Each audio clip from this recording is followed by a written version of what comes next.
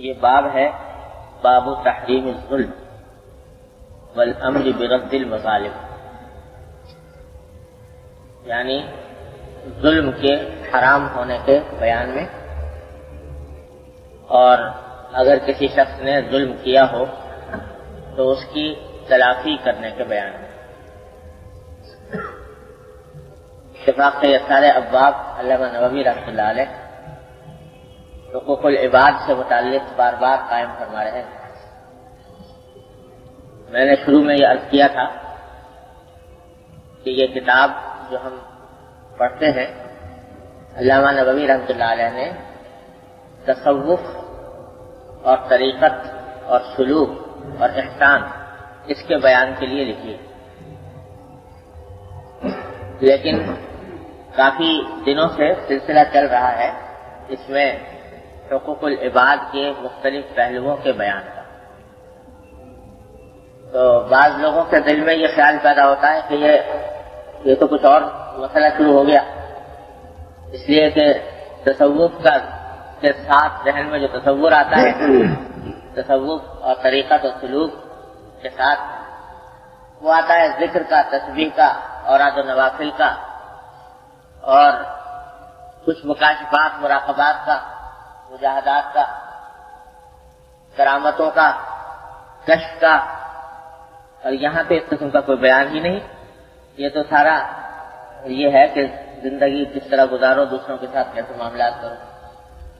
تو چونکہ تصوف کو لوگوں نے غلط سمجھا اور اس کی جاہل پیروں نے غلط نمائندگی کی، اس واسطے تصوف کا یہ تصور ذہن میں بیٹھ گیا، ورنہ حقیقت میں تصوف نام ہے اسی کا کہ آدمی اپنی زندگی اس طرح گزارے کہ جس میں حقوق اللہ بھی پورے ادا ہو اور حقوق العباد بھی پوری طرح ادا ہو۔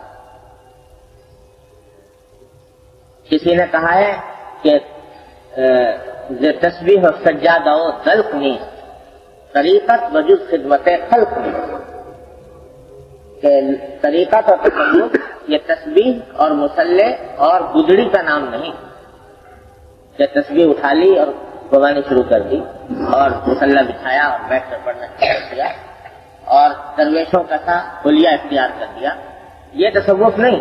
طریقت وجود خدمت خلق نہیں، طریقت سوائے مخلوق کی خدمت کے کوئی اور نہیں۔ تو معنی یہ ہے کہ یہ بے شک یہ اس سے کوئی یہ نہ سمجھے کہ خدا نہ کرے اس کی تحقیر مطلوب ہے تسبیح اور سجادے اور دلق کی، وہ اپنی جگہ پر بڑی اچھی چیز ہے، لیکن اس کو منحصر سمجھ لینا دین کو یا تصوف کو ان چیزوں کے اندر یہ ٹھیک نہیں۔ بلکہ یہ عرض کر چکا ہوں کہ اگر کوئی شخص ساری عمر زندگی بھر ایک نفل نہ پڑھے، نفلی اور مستحب عبادت ایک نہ کرے، بس فرائض اور واجبات اور سنت مؤکدہ پر اکتفا کرے اور ساتھ میں گناہوں سے پرہیز کرے، اللہ نے جو بندوں کے حقوق ہمارے دل میں رکھے ہیں ان کو ٹھیک ٹھیک بجا لائے، تو انشاءاللہ سیدھا جنت میں جائے گا، کوئی گھاٹا نہیں۔ قیامت میں یہ سوال نہیں ہوگا کہ نفلی کیوں نہیں پڑھی، قیامت میں سوال نہیں ہوگا کہ تسبیح کیوں نہیں پڑھی۔ لیکن اگر کوئی شخص نفلیں بہت پڑھے، ذکر بہت کرے، تسبیحات بہت پڑھے، لیکن گناہوں کا ارتکاب کرے، اللہ کے بندوں کے حقوق پامال کرے، تو اس کے باوجود اس نے بہت ذکر کیا، باوجود کہ بہت تسبیحات پڑھی، لیکن اللہ تعالیٰ کے ہاں جا کر اپنے ان اعمال کا جواب دے گا، پہلے وہ اعمال کا سرا گزرنا۔ حدیث میں آتا ہے کہ نبی کریم سرور دو عالم صلی اللہ علیہ وسلم کے سامنے دو عورتوں کا ذکر کیا گیا۔ ایک خاتون کے بارے میں یہ بتایا گیا کہ وہ خاتون دن رات عبادت کرتی رہتی ہے، عبادت بہت کثرت سے کرتی ہے، نفلیں پڑھتی ہیں، ذکر کرتی ہیں، تسبیحات پڑھتی ہیں، اور جہاں وقت نماز کا آتا ہے نماز کی پابندی پڑھتی ہے، لیکن ساتھ ساتھ غیبت کی عادت ہے، غیبت کرتی ہے۔ اور دوسری خاتون کا ذکر کیا گیا کہ وہ بیچاری کچھ زیادہ نفلی عبادتیں نہیں کرتی، لیکن اپنی زبان سے کبھی کسی کو تکلیف نہیں پہنچائی، کبھی غیبت نہیں کی۔ تو دونوں میں بتائیے کہ کون افضل ہے اور کس کا کیا انجام ہوگا؟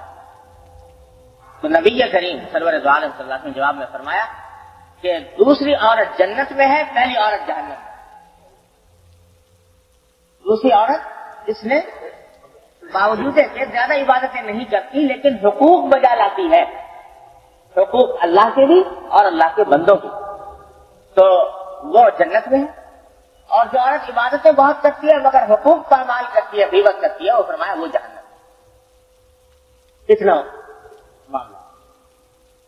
امام محمد رحمۃ اللہ علیہ، آپ نے شاید نام سنا ہوگا، حضرت امام ابو حنیفہ رحمۃ اللہ علیہ کے بڑے درجے کے شاگرد ہیں، اور ہمارے پاس جو فقہ حنفی پہنچا ہے وہ سارا امام محمد رحمۃ اللہ علیہ کے ذریعے پہنچا ہے، امام محمد کے ذریعے، کیونکہ امام ابو حنیفہ رحمۃ اللہ علیہ نے براہ راست اپنی کتابیں نہیں لکھی، لیکن ان کے شاگرد تھے امام محمد، انہوں نے بہت کتابیں لکھی اور امام ابو حنیفہ رحمۃ اللہ علیہ کے مذہب کو، فقہ حنفی کو بہت سی کتابوں کے ذریعے پھیلایا۔ تو آج ہم سب ان کے ممنون احسان ہیں کہ سارا فقہی مسئلے سارے کے سارے ہم تک امام محمد کے ذریعے پہنچے، اور اتنی کتابیں لکھی ہیں اس اللہ کے بندے نے کہ روایات میں آتا ہے کہ پورا ایک اونٹ کا بوجھ کتابوں کو اگر جمع کیا جائے تو وہ پورے ایک اونٹ کے اوپر جتنا بوجھ سوار ہوتا ہے، اتنی کتابیں لکھ کر گئے۔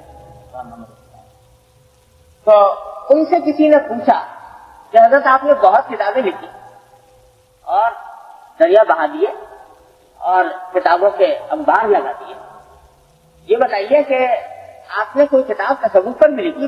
ہمیں کوئی کتاب آپ کی تصوف پہ نظر نہ ہے کہ آپ نے تصوف پہ بھی لکھی، کیونکہ ساری کتابیں جو آپ نے لکھی ہیں فقہ کے اوپر لکھی ہیں، مسئلے مسائل بیان کی ہیں، باقی تصوف کے اوپر کوئی کتاب نہیں لکھی، زہد کے اوپر۔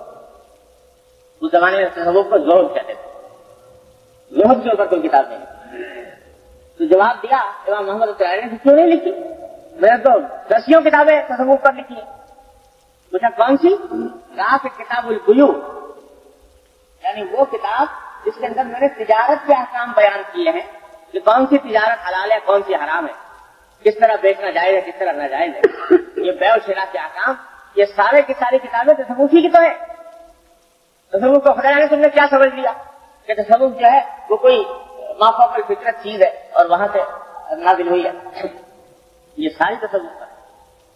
تو در حقیقت تصوف کا یا طریقت کا یا سلوک کا یا دین کا بحث مجموعی، یہ محدود تصوف یہ بڑا غلط تصوف، اس لیے امام نووی رحمۃ اللہ علیہ تصوف کی ہے یہ کتاب اس معنی میں کہ اس میں احادیث ساری تصوف سے متعلق درج کی ہیں، لیکن وہ بار بار مختلف ابواب لے کر آ رہے ہیں حقوق العباد سے متعلق خاص طور۔ تو یہ باب ہے باب تحریم الظلم، ظلم کو بے حرام ہونے کے بیان، اور اس میں کو آغاز کیا ہے 2 آیتوں سے، ایک قرآن کریم کی 2 آیتوں سے۔ ایک آیت میں باری تعالیٰ نے فرمایا مال الظالمین من حمیم ولا شفیع یطاع، ظالموں کے لیے قیامت میں کوئی دوست نہیں ہوگا ظالموں، اور نہ کوئی ایسا سفارش کرنے والا ہوگا جس کی سفارش مانی جائے، یعنی کوئی ان کی سفارش کرنے والا نہیں ہوگا اللہ تبارک و تعالیٰ کے ہاں ان کو جہنم کے عذاب سے بچانے کے لیے۔ اور دوسری ایک آیت میں فرمایا وما للظالمین من نصیر، کہ ظالموں کے لیے کوئی مددگار نہیں ہوگا قیامت میں۔ یہ 2 حدیثوں سے شروع کیا اور آگے پھر حدیثیں 2 آیتوں سے شروع کیا اور آگے پھر حدیث بیان کی ہیں۔ پہلی حدیث ہے حضرت جابر رضی اللہ تعالیٰ عنہ سے مروی ہے۔ حضرت جابر رضی اللہ عنہ فرماتے ہیں کہ رسول اللہ صلی اللہ علیہ وسلم نے ارشاد فرمایا اتقوا الظلم فإن الظلم ظلمات يوم القيامة واتقوا الشح فإن الشح أهلك من كان قبلكم حملهم على أن سفكوا دماءهم واستحلوا محارمهم۔ فرمایا رسول اللہ صلی اللہ علیہ وسلم نے کہ اتقوا الظلم، ظلم سے بچو، اس لیے کہ ظلم قیامت کے دن ظلمتوں کا ذریعہ ہوگا، ظلمتیں لے کر آئے گا، اندھیریاں لے کر آئے گا۔ ظلم بلکہ الفاظ یہ ہے کہ ظلم اندھیریاں ہوں گی قیامت کے دن، یعنی ظلم خود آخرت میں اندھیرے کی شکل میں متشکل ہو کر آئے گا، اس سے بچو۔ اور دوسرا جملہ استعمال ارشاد فرمایا واتقوا الشح، اور بخل سے بچو، مال کی محبت اور کنجوسی اور بخل سے بچو۔ فإن الشح أهلك من كان قبلكم، کیونکہ بخل نے تم سے پہلی امتوں کو تباہ کیا، برباد کیا۔ جس طرح برباد کیا کہ حملهم على ان سفكوا دماءهم واستحلوا محارمهم، اس بخل نے ان کو برانگیختہ کیا اس بات پر کہ وہ آپس میں ایک دوسرے کے خون بہائیں، اور اس کی وجہ سے انہوں نے حرام چیزوں کو حلال کر لیا، حرام کاموں کا ارتکاب شروع کر دیا، تو اس کے نتیجے میں سب ہلاک ہوئے، تباہ و برباد ہوئے۔ تو دو چیزوں سے بچنے کا رسول اللہ صلی اللہ علیہ وسلم نے حکم دیا اس حدیث میں، ایک ظلم سے اور ایک بخل، دونوں کے بارے میں تھوڑی سی تفصیل و تشریح عرض کر دوں۔ ظلم کسے کہتے ہیں پہلے یہ سمجھیں، ظلم کیا ہے؟ ذہن میں ہمارے عام طور سے ظلم یہ آتا ہے کہ کوئی شخص کسی کو ناحق مارنا شروع کر دے، اس کی پٹائی کرے تو یہ ظلم ہوگا، اور اسی کو ظلم سمجھتے ہیں عام طور پر۔ لیکن خوب سمجھ لیجیے کہ شریعت کی اصطلاح میں ظلم صرف مار پیٹ کے ساتھ مخصوص نہیں، جسمانی تکلیف کسی کو ناحق پہنچانے کے ساتھ مخصوص نہیں، بلکہ اگر آپ کوئی بھی لغت اٹھا کر دیکھیں عربی زبان کی تو ظلم کے معنی لکھے ہیں وضع الشیء فی غیر محلہ، کہ کسی بھی چیز کو بے جگہ استعمال کرنا، یہ ہے ظلم۔ کسی چیز کو بے جگہ استعمال کرنا، جس جگہ کے لیے وہ چیز وضع نہیں ہوئی، جس کام کے لیے اس کو بنایا نہیں گیا، اس میں اس کو استعمال کرنا، یہ ہے ظلم۔ لغوی معنی ہے، یہ لغت کے اندر لکھے ہوئے۔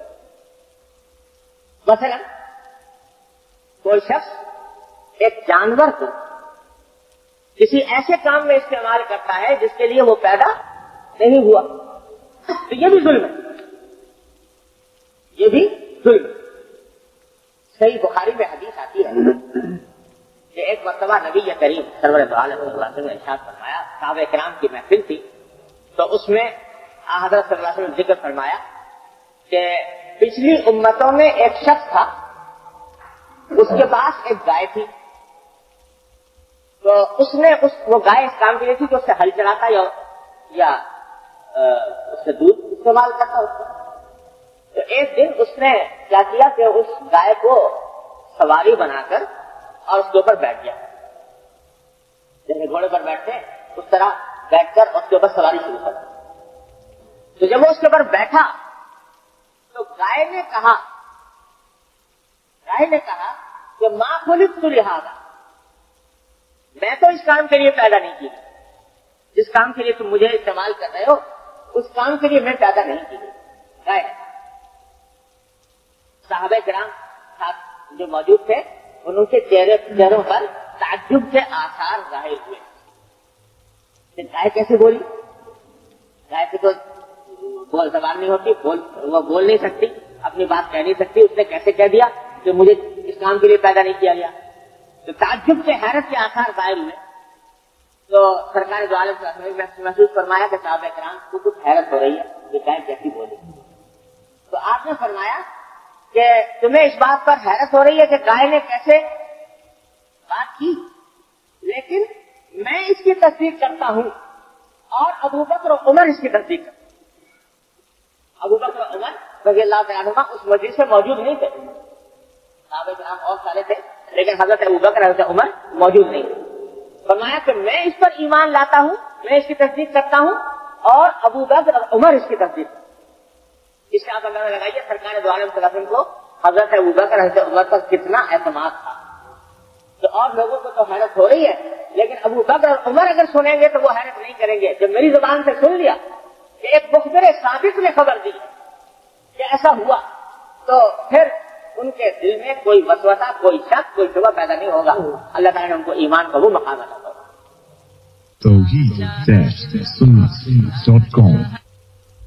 تو میں تصدیق کرتا ہوں، ابو بکر عمر تصدیق کرتا ہوں.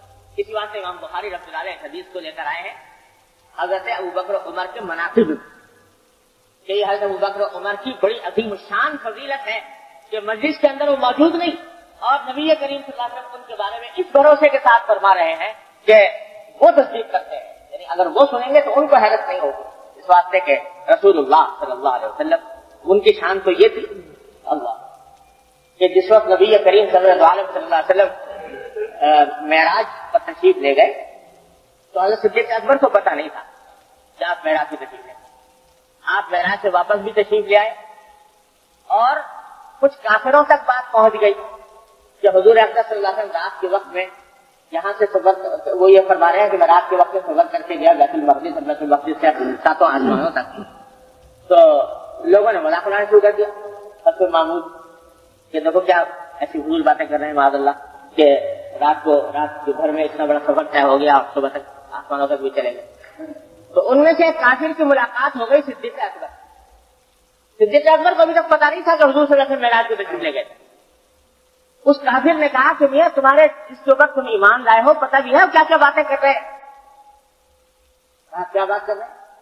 آج وہ یہ کہہ رہے ہیں کہ آج رات میں چند لمحوں کے اندر وہ یہاں سے اٹھ کے بیت المقدس تک چلے گئے اور سارا خبر چند لمحوں کے اندر طے کر لیا. ایسی خلاف عقل سے خارج باتیں وہ تمہارے جس کو تم نے پیغمبر بنایا ہوا ہے وہ ایسی باتیں عقل کے خلاف کرتے ہیں. تو اب بھی تم ان کے اوپر ان کے پیچھے لگے ہوئے ہو. صدیق اکبر نے چھوٹتے ہی کہا کہ کیا واقعی انہوں نے کہا ہے کہ رات کے چند لمحوں میں وہ انہوں نے اتنا سفر کیا کہ ہاں انہوں نے کہا پھر مجھ سے بتلایا. کہا اگر انہیں کہا ہے تو میں ایمان لاتا ہوں اس واسطے کہ یہ چند لمحوں کے اندر بیت المقدس میں چلا جانا یہ تو کوئی بات نہیں، میں اس سے بڑی بات پر ایمان لا چکا اور وہ یہ کہ وہاں سے فرشتے آتے ہیں ان کے پاس، تو آسمانوں سے فرشتے ان کے پاس آتے ہیں اللہ تبارک و تعالیٰ کا پیغام لے کر. جب میں اس پر ایمان لے آیا تو یہ بیت المقدس تک جانا اور چلا آنا یہ تو اس سے بہت معمولی بات، اسے میں اس پر ایمان یہ تھا ایمان کہ اگر کہا ہے تو غلط ہو ہی نہیں سکتا. تو نبی کریم صلی اللہ علیہ وسلم کو اس وقت اعتماد تھا، فرمایا کہ اگر تمہیں حیرت ہو رہی ہو تو ہو رہی ہو. ابو بکر و عمر اگر موجود ہوتے تو وہ حیرت نہ کرتے، ان کو وہ بھی میں بھی ایمان لاتا ہوں وہ بھی. تو واقعہ تو یہ بیان فرمایا کہ گائے کے اوپر سواری شروع کر دی تو گائے نے کہا کہ میں اس کام کے لیے پیدا نہیں ہوں. اشارہ اس بات کی طرف فرمایا کہ یہ بھی ظلم ہے، ظلم کا ایک حصہ ہے کہ کسی چیز کو اس کے جس کام کے لیے اس کو پیدا کیا گیا جو اس کا مقصد تخلیق ہے اس سے ہٹا کر اس کو استعمال کرنا یہ بھی ظلم. تو ظلم کے لفظی معنی لغت میں ہے کسی بھی چیز کو بے جگہ رکھنا یا بے جگہ استعمال کرنا. اور اصطلاح میں شریعت کی اصطلاح میں ظلم کے معنی یہ ہے کہ کسی کے ساتھ ایسا معاملہ کرنا جس سے اس کی حق تلفی ہو. بس مختصر تعریف کی طرف کوئی بھی ایسا معاملہ جس سے دوسرے کی حق تلفی ہوتی ہو وہ ظلم ہے. وہ ظلم کے مفہوم کے اندر داخل ہے. جو شخص کوئی بھی زبان سے کوئی بات کہہ رہا ہے، اپنے عمل سے کوئی کام ایسا کر رہا ہے جس سے کہ دوسرے کی حق تلفی ہو رہی ہے تو یہ ظلم اور یہ حرام. ظلم کے تمام وعیدیں جو حدیث میں ابھی آپ سنیں گے انشاءاللہ تعالی وہ ساری کی ساری وعیدیں اس کو بتا دکھاتی ہیں. کسی کے ساتھ بھی ایسا معاملہ جو کہ اس سے جس سے اس کی حق تلفی ہوتی ہو یہ ظلم کے بتا. تو نبی کریم صلی اللہ علیہ وسلم فرماتے ہیں کہ اتقوا الظلم، ظلم سے بچو، اس لیے کہ یہ قیامت کے دن اندھیرا بن کر آئے گا، اندھیرا بن کر آئے گا. اور قیامت میں سب سے زیادہ ضرورت ہے نور کی، آخرت میں ضرورت ہے نور کی اللہ جل جلالہ کی طرف سے. لیکن یہ ظلم کرنے والے ان کو نور نہیں ملے گا، ان کو اندھیریاں ملیں گی اور ان سے بچنے کی ضرورت. اب اگر صبح سے لے کر شام تک کی زندگی کا ہم جائزہ لے کر دیکھیں کہاں کہاں ظلم ہو رہا ہے. صرف یہی نہیں ہے کہ کسی کو مار کر باندھ کر ڈال دیا کمرے میں اور بند کر دیا اور پٹائی لگانی شروع کر دی تو یہ ہو گیا ظلم. بلکہ جس طرح بھی کسی دوسرے کا کوئی حق استعمال کیا جا رہا ہے، حق تلفی کی جا رہی ہے، وہ سب ظلم کے اندر داخل. چاہے باپ بیٹوں پر ظلم کر رہا ہے کہ بیٹے کا حق نہیں دے رہا، بیٹا باپ پر ظلم کر رہا ہے کہ باپ کا حق نہیں دے رہا، شوہر بیوی پر ظلم کر رہا ہے، بیوی شوہر پر ظلم کر رہی ہے جو وہ اپنے حقوق ادا نہیں کر رہے. جو حقوق ہیں بندوں کے ان کے ادائیگی اگر نہیں ہو رہی تو ظلم ہے. تفصیل انشاءاللہ مختلف صورتیں ہوتی ہیں احادیث کے اندر بات کے اندر آ رہی ہے، لیکن میں ایک عمومی مطلب عرض کرنا چاہتا تھا کہ ظلم کی عمومی تعریف یہ ہے کہ کوئی بھی ایسا معاملہ، ایسا کام جس سے کہ کسی دوسرے کی حق تلفی ہوتی ہو، وہ ظلم کے اندر داخل ہے. ظلم کی ساری وجہ اس کو بتا دے گا. تفصیل انشاءاللہ اس کی مختلف صورتیں اگلی احادیث کے اندر آ رہی ہیں. دوسری چیز جس سے آپ نے بچنے کا اور پرہیز کرنے کا حکم دیا وہ ہے شک. اس کا کچھ شک، یہ شک کے معنی ہے عربی زبان میں، اس کا ترجمہ ہم اردو میں بخل ہی سے کر سکتے ہیں، کوئی اور ترجمہ ہمارے پاس موجود نہیں، اس لیے بخل سے ترجمہ کرتے ہیں. بخل کنجوسی. اور صحیح اگر وہ حقیقت اس کی معلوم کی جائے تو اس کے معنی ہے مال کی محبت. اصل چیز مال کی اتنی محبت کہ اس کو حاصل کرنے کی خاطر آدمی حلال حرام نہیں کرتے. اللہ کا حق پامال ہو تو پرواہ نہ کرے، بندے کا حق پامال ہو تو پرواہ نہ کرے. یہ پیسہ جہاں سے آ رہا ہے وہ آ جائے کسی طرح.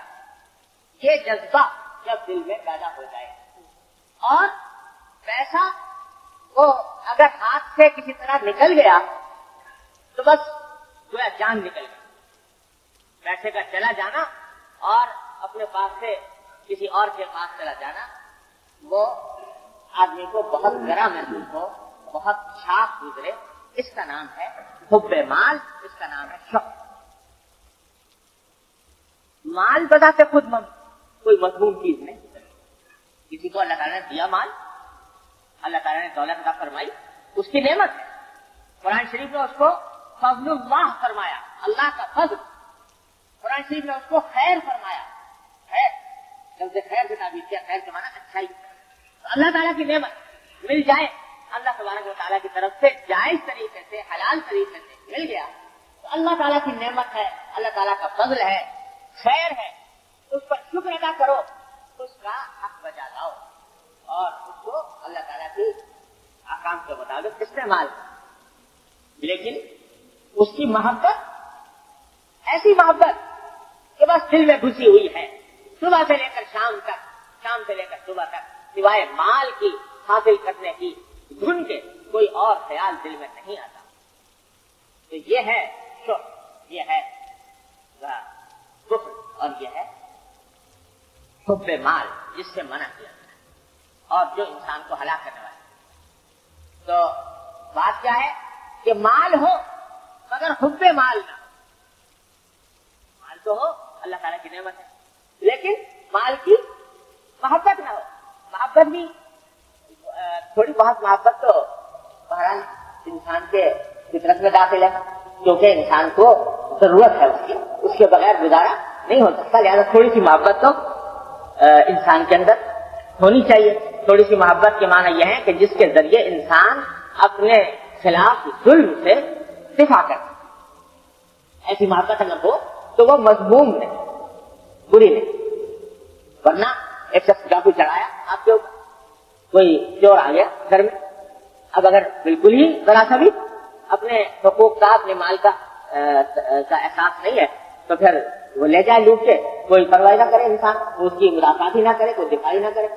تو اتنی تھوڑی بہت محبت کہ جس سے انسان وہ دفاع کر سکے اپنے خلاف ظلم کا، وہ بھی مذموم ہے.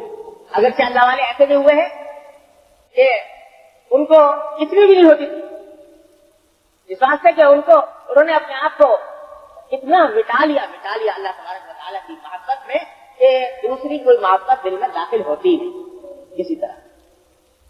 حضرت میاں جی نور محمد صاحب رحمۃ اللہ علیہ، جو حضرت حاجی امداد اللہ صاحب مہاجر مکی رحمۃ اللہ علیہ کے شیخ تھے، ہمارے شجرے میں ان کا نام نامی آتا ہے، ان کا قصہ لکھا ہے کہ ایک مرتبہ